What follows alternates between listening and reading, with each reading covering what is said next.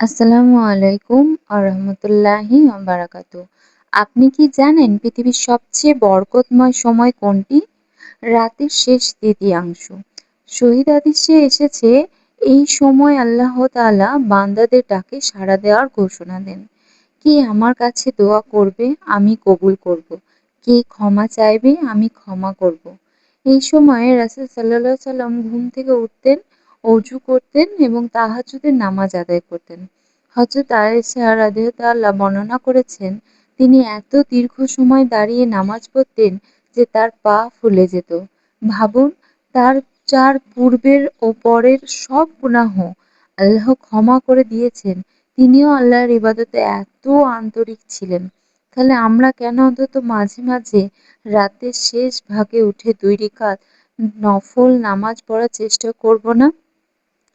পরের পর্বে জানবেন ফজরের নামাজের পর রাসূল সাল্লাল্লাহু আলাইহি সাল্লাম কি করতেন।